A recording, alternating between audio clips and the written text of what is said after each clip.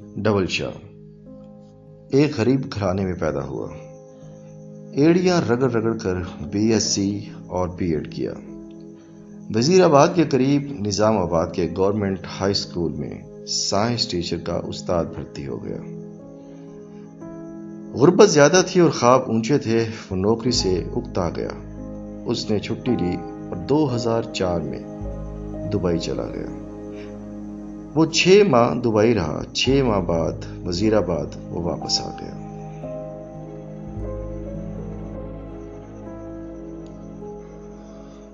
وزیر آباد میں اس نے ایک عجیب کام شروع کیا۔ اس نے ہمسائے سے رقم مانگی اور یہ رقم 15 دن میں دوگنی کر کے اسے واپس کر دی۔ ایک ہمسایہ اس کا پہلا گاہک بنا۔ یہ ہمسایہ جاوید ماربل کے نام سے ماربل کا کاروبار کرتا تھا۔ ہمسائے نے رقم دی اور ٹھیک 15 دن بعد وہ دوگنی رقم واپس لے لی۔ محلے کے 2 لوگ اگلے گاہک بنے، یہ بھی 15 دنوں میں دوگنی رقم لے کر مالک ہو گئے۔ یہ وہ گاہک اس کے پاس 15 اور گاہک لے آئے، پھر یہ 15 گاہک مہینے میں 150 گاہک ہو گئے۔ یوں دیکھتے ہی دیکھتے لوگوں کی لائنیں لگ گئی۔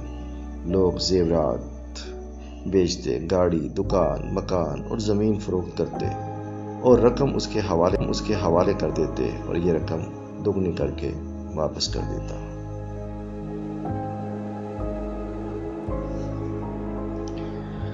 اور وہ رقم اس کے حوالے کر دیتے، یہ رقم دوگنی کر کے واپس کر دیتا۔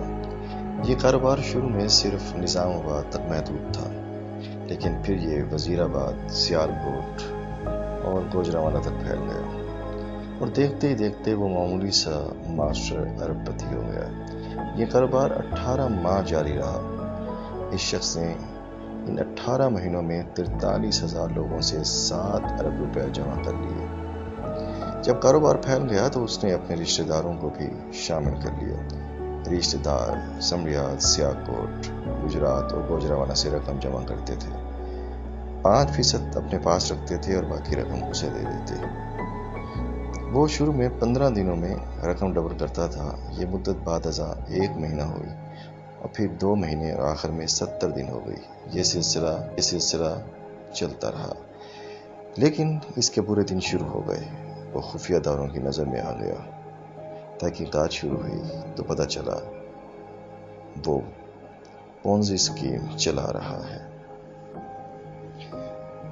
پونزی مالیاتی فراڈ کی ایک قسم ہوتی ہے جس میں رقم دینے والا گاہکوں کو ان کی اصل رقم سے منافع لوٹا رہا ہوتا ہے۔ شروع کے گاہکوں کو دوگنی رقم مل جاتی ہے، لیکن آخری گاہک سارے سرمایے سے محروم ہو جاتے ہیں۔ مجھے چند برس قبل امریکہ کے موجودہ صدر ڈونلڈ ٹرمپ کا ایک انٹرویو دیکھنے کا اتفاق ہوا۔ انٹرویو کرنے والے نے ان سے سوال کیا، اب آپ کو اگر اپنی عملی زندگی دوبارہ شروع کرنی پڑے تو آپ کون سا کاروبار کریں گے؟ ڈونلڈ ٹرمپ نے جواب دیا، میں نیٹ ورکنگ کا کاروبار کروں گا۔ میرے لیے یہ کاروبار نیا تھا۔ میں نے تحقیق کی، پتہ چلا کہ نیٹ ورکنگ بھی پونزی اسکیم جیسا کاروبار ہے۔ اس کاروبار میں بھی گاہک کو رقم دوگنی کرنے کا لالچ دے کر سرمایہ اکٹھا کیا جاتا ہے۔ یہ سرمایہ بعد ازاں میگا پروجیکٹس میں لگایا جاتا ہے اور ان میگا پروجیکٹ کا منافع گاہکوں میں تقسیم کر دیا جاتا ہے۔ نیٹ ورکنگ نسبتاً اچھی پونزی ہوتی ہے، لیکن دونوں میں شروع کے گاہک فائدے میں اور آخری نقصان میں رہتے ہیں۔ یہ وزیر آبادی شخص بھی اپنے گاہکوں کے ساتھ پونزی کر رہا تھا۔ یہ لوگوں کو لالچ دے کر لوٹ رہا تھا۔ خفیہ اداروں نے اس کے گرد گھیرا تنگ کر دیا۔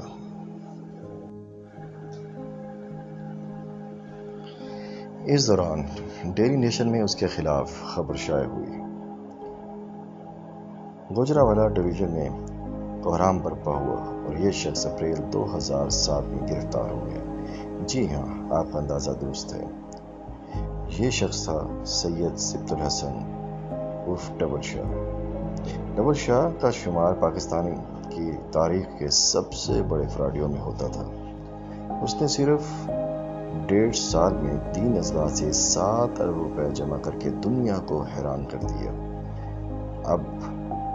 آپ اس شخص کی چالاکی ملاحظہ کیجیے کہ 2007 میں نیب کے شکنجے میں آ گیا۔ نیب نے اس کی جائیداد، زمینیں، اکاؤنٹس اور جو سیب تھے پکڑ لیے۔ یہ رقم 3 ارب روپے بنی اور اس نے یہ 3 ارب روپے چپ چاپ اور بخوشی نیب کے حوالے کر دیے۔ ڈبل شاہ کا کیس چلا، اسے 1 جولائی 2012 کو 14 سال قید کی سزا ہوئی۔ جیل کا دن 12 گھنٹے کا ہوتا ہے، چنانچہ ڈبل شاہ کے 14 سال عملاً 7 سال تھے۔ عدالتیں پولیس حراست، حوالات اور مقدمے کے دوران گرفتاری کو بھی سزا سمجھتی ہیں۔ ڈبل شاہ 13 اپریل 2007 کو گرفتار ہوا۔ عدالت کے فیصلے تک 5 سال قید کاٹ چکا تھا۔ یہ 5 سال بھی اس کی مجموعی سزا سے نفی ہوئے، پیچھے رہ گئے 2 سال۔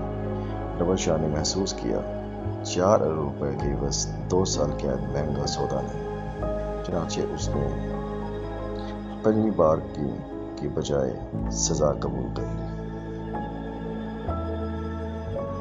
جیل میں اچھے چال چلن، عید، شب برات اور خون دینے کی وجہ سے بھی قیدیوں کی سزا میں چھوٹ مل جاتی۔ ڈبل شاہ کو یہ چھوٹ بھی مل گئی، چنانچہ وہ عدالتی فیصلے کے 23 ماہ بعد جیل سے رہا ہو گیا۔ ڈبل شاہ 15 مئی 2014 کو کوٹ لکھپت جیل سے رہا ہوا تو ساتھیوں نے گیٹ پر اس کا بالحانہ استقبال کیا۔ یہ لوگ اسے جلوس کی شکل میں وزیر آباد لے آئے۔ وزیر آباد میں ڈبل شاہ کی آمد پر آتش بازی کا مظاہرہ ہوا۔ پاکستانی تاریخ کے سب سے بڑے فراڈیے کو ہار پہنائے گئے، اس پر پھولوں کی منو پتیاں برسائی گئیں اور اسے مسجدوں کے لاؤڈ سپیکر کے ذریعے مبارکباد پیش کی گئی۔ وہ ہر لحاظ سے کامیاب ثابت ہوا۔ وہ اسکول ٹیچر تھا، وہ معاشرے کا 3 درجے کا شہری تھا۔ اس نے فراڈ کیا اور 18 ماہ میں 7 ارب روپے کا مالک بن گیا۔ نیب نے اسے گرفتار کر لیا، وہ گرفتار ہوا۔ نیب ایڑی چوٹی کا زور لگانے کے باوجود اس سے 4 ارب روپے نہیں نکلوا سکا۔ سزا ہوئی، وہ بڑے آرام سے سزا بھگت کر باہر آ گیا۔ اس نے قید کے دن بھی جیل کے ہسپتال اور 2nd کلاس میں گزارے۔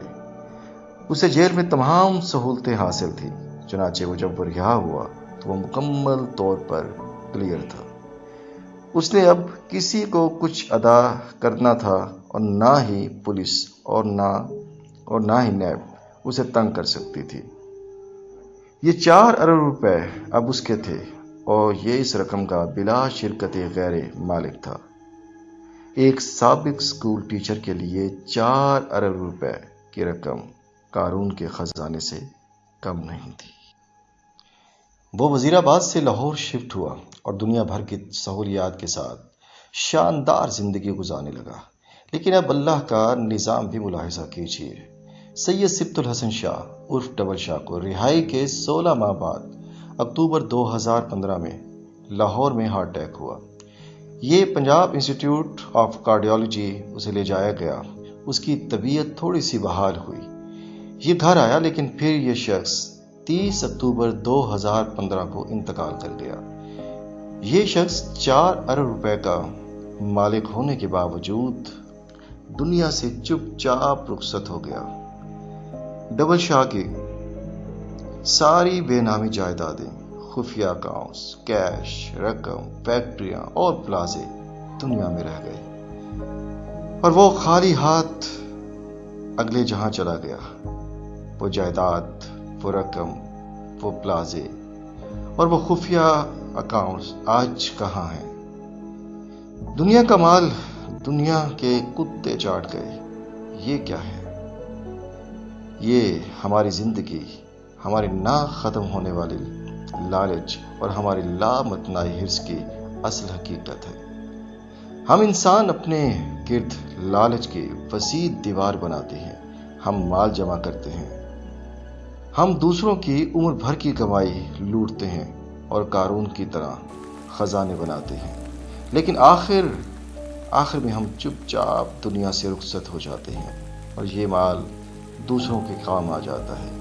نور جہاں کا مقبرہ نشائیوں کی پناہ گاہ بن جاتا ہے اور شاہ جہاں کے تاج میں انگریزوں کے گھوڑے باندھے جاتے ہیں۔